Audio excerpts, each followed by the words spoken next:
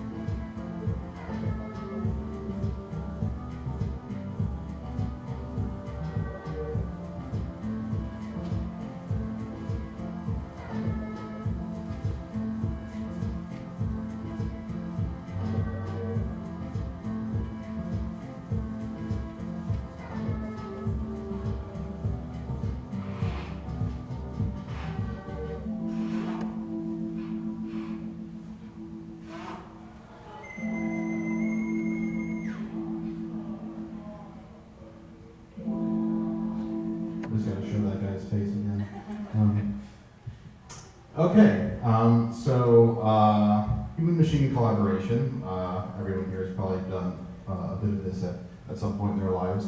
The idea is that people and technology can come together to do more than either can do on their own.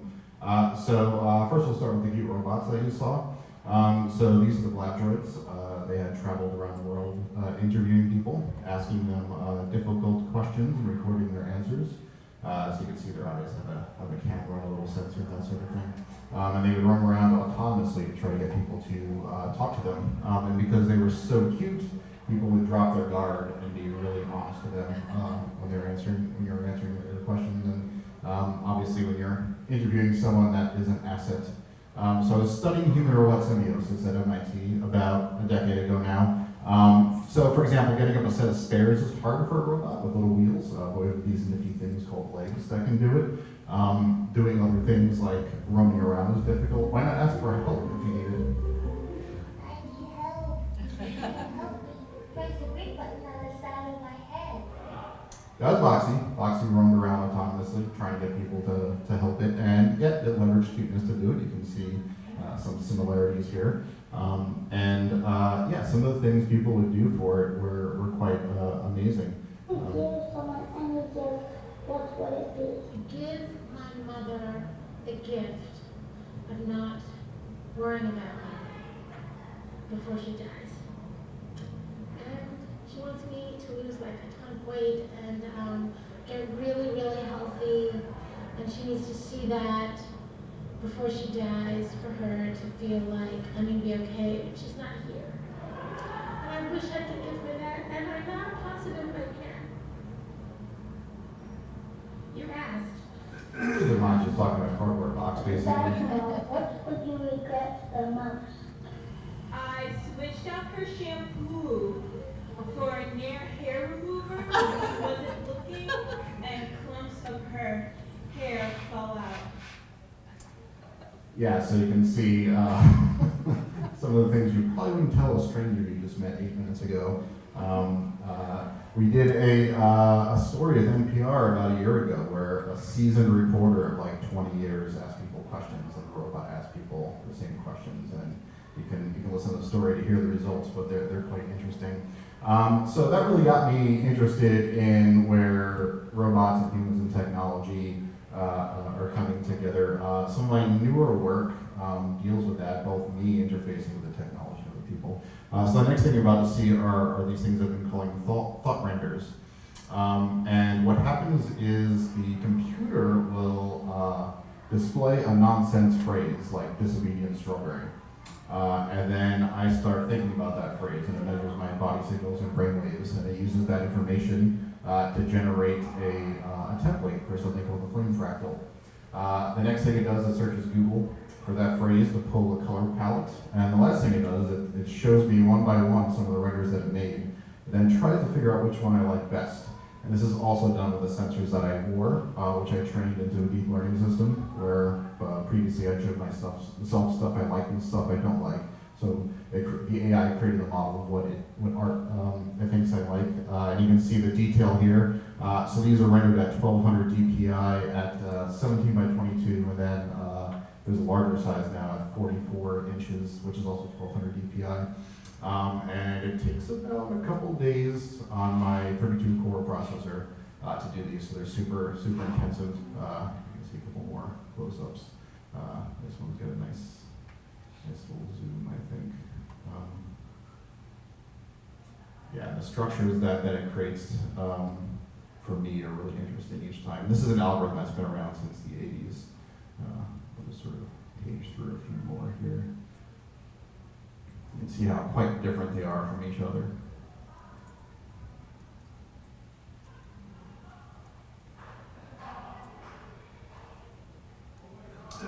Yeah, so this is something I've been working on for about a year and a half at this point. There's a bunch more going here and there. So they can be 2D renders, but obviously anything can render in 2D that has parameters you can change. You also can render into an animation. So here are a couple examples of animations, and these are at 4 and 8K at 60 frames per second uncompressed, but obviously not on the screen. So the only thing that's added here is that time component.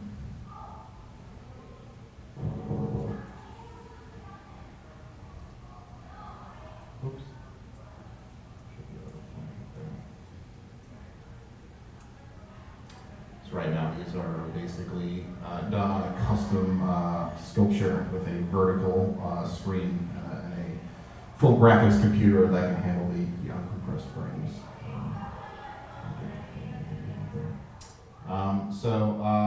Yeah, you have human-machine collaboration, then you can have machine-human collaboration, flipping things around. So what do I mean by that? Well, one is starting with the human, and then the machine takes what the human does and amplifies it or moves it forward. So the next bit is a machine doing something and me working with the output from the machine to then turn it into art. So what you're about to see are fortune cookie fortunes generated by deep learning, which were trained on thousands of fortune cookies, which we've been calling artificial philosophy. So here's one: the first man gets the oyster, the second mouse gets the cheese. Today your mouth's shut. A lot of them come out negative, which I find interesting. Your dreams are worth your best pants when you wish you'd given love a chance. That one rhymes, which I like. It could be your stupidity. Being happy is not as serious as it appears, which is kind of a nicer one. Your pain is the essence of everything and the value of nothing. It's a sort of an essential one there. And this one hurts. The expanse of your thoughts, they may never happen. And keep in mind, these were all generated by this model that was trained on these cookies. So none of these appeared in the data set. That one I'm thinking turning into a t-shirt because it's kind of a big orange t-shirt. Okay, so the next part of that I would say is a machine-human simulation, where the collaboration with the machine attempted to create a model of perception, and this stemmed out of experiments with Deep Dream, which a lot of you have seen as images. But I applied that to frames in a video. I also used an algorithm which was similar to something called WaveNet. And WaveNet is something where you can train its audio. It will create a model of that audio and then attempt to make more audio without actually understanding the content of that audio. So if you do something like birds, you'll hear bird chirps. But if you do something like talking, it's kind of interesting because it doesn't understand English, but it understands like the tone and like sounds of your voice, all the weird things that happen, but it can't really reassemble them into language. So you get these weird things happening with playing. Okay, so the first thing you're about to see is just the WaveNet thing. So here's a few celebrities fed into the machine.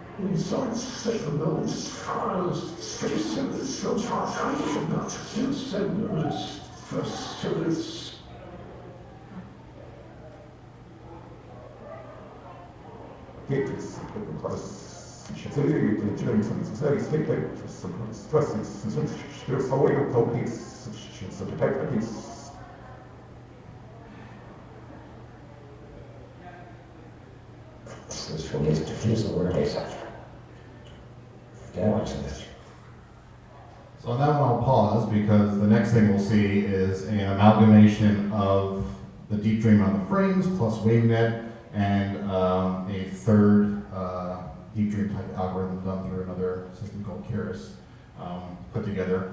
So I'll play probably most of this video.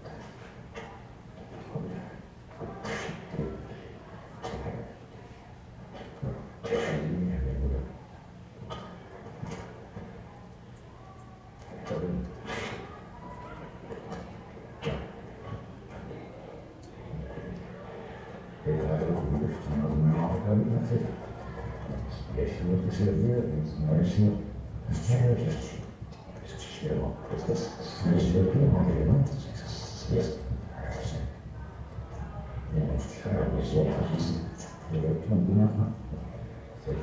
can see how the painting is the very fact that it changes these abstract shapes really activate the pattern recognition of particular models.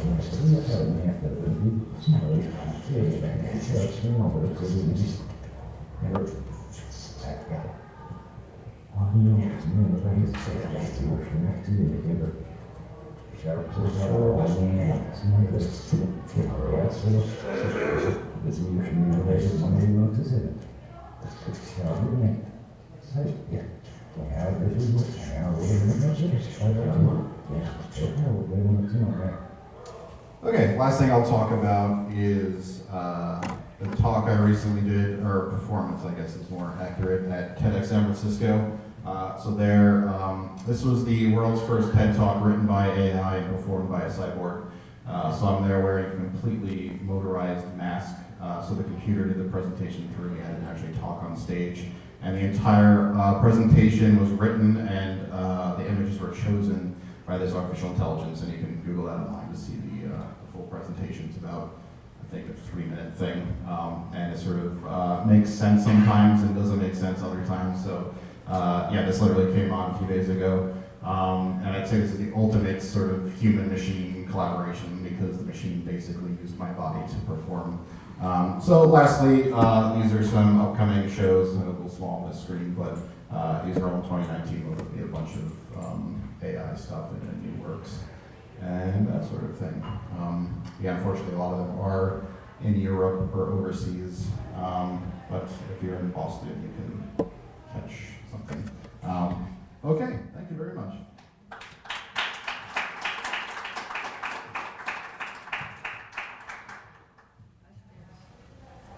Yeah. Is there a reason why the Bob Ross video was in reverse instead of, or was that the AI?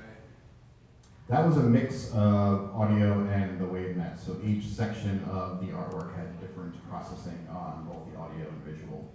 So the first one that was a bit more rainbowy was also a completely different deep learning system than the second part, which was based on TensorFlow and the deep dream algorithms.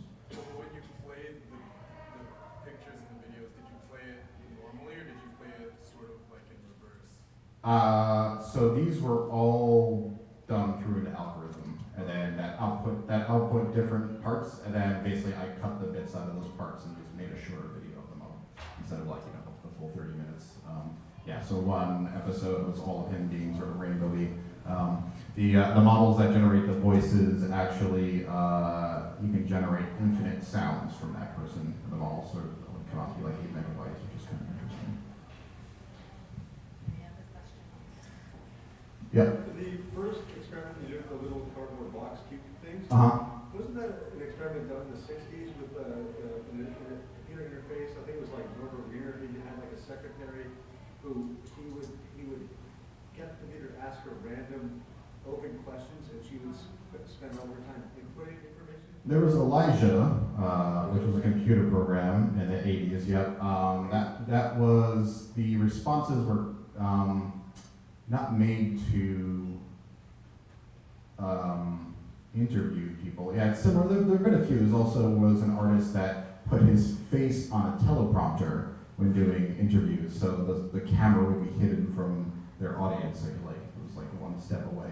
So there were a few different things which combined that sort of idea. But up to that point, no one made a specific like a video a robot videographer like we pick it off the ground and take that. Yeah. That's the additional component now. Yeah, and the text on the screen, I mean, you also didn't have a cute face, nor did it ask you, like, what's the worst thing you ever did to someone and record it. And you didn't know, so the robot told you it was recording you, and your face might be shown at the very film festival you were at. So a lot of these were done during film festivals, and we edited them and then showed them at the finale of the film festival. So people even forgot about that entire thing. Another factoid was Boxy was the inspiration for Baymax, some of Baymax's features, and I didn't know that until Gizmodo wrote an article about it. Everyone's like pulling stuff from what people do. Yeah. So the AI knew that you love dogs. Is that why there were so many dog images that emerged? One of the models that was moving through the Bob Ross video was, dogs. There were spiders and pagodas and clocks and other things. There's just different types of models that are trained in the deep dream system. And the video here was moving between models. So it was a different model as this time was going on. Mm-hmm. Have any artists used their own data sets in Deep Dream? Because a lot of the data sets that you see in Deep Dream are pretty standard. I'm just wondering, has anybody really pushed that side of it? Yeah, it's hard because the data sets seem to be like thousands of images, not hundreds of thousands of images to get a really good one. So up to now, I mean, there could be someone working on it, but as far as I know, no one's trained their own. I could be wrong. I mean, it's not infeasible, but it's just like there's so much creative stuff you can do with the data sets that Google released, so I think that's sort of what everyone jumped on to begin with, Yep. When the artist was holding an animal in his hand and it kept changing, how was that achieved? I mean, how did the program know to put another animal there and not? So the Deep Dream algorithm comes from models which are actually trained to recognize things in images. So it's like trained to recognize a stop sign or a dog face. So what Deep Dream does, sort of in a very broad way, is it kicks the amplification up. Where there isn't a dog face, it says, what's the most likely thing to be a dog face, even though it's probably wrong. And then when it does, it sort of feeds it back into itself, and then it displays where it thinks these things are. So it's this weird sort of feedback system where, when you kick the amplification all the way up, the noise turns into something. And that's where the sort of creepiness comes from. I mean, if there was really a dog, and you put a dog model on that, then it'd probably put a dog face on a dog face. These systems are basically this sort of feedback thing. Yeah. So is it like when we look at a cloud and it kind of looks like something and they're doing that? Yeah, that's your pattern recognition in your brain, like trying to see eyes, for example, or face, and that's the same thing with these models. They're trained to see a dog or an apple or what have you, and each one of these models is trained on hundreds of thousands of pictures of dogs or apples.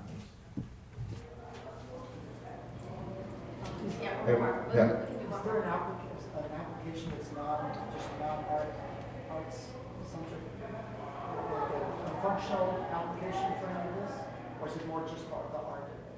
Well, a lot of these things come from systems Google spent millions of dollars on to put in self-driving cars to see dogs crossing the street or to see stop signs and that sort of thing. The engineers for fun did weird things like this and released it to the world, and then artists sort of grabbed onto it. So as far as practicality in the art, maybe not, but a lot of this, TensorFlow, which is ran on sort of the end under that's like a really powerful deep learning system. So there's definitely a lot of applications. And I've actually noticed in the past maybe year or so, companies have been a bit more frugal about what they've been releasing. So I feel like they're making a lot of strides and probably patenting stuff and keeping it secret. So there was a time where there was a lot of stuff released, and I felt like that was sort of slipping.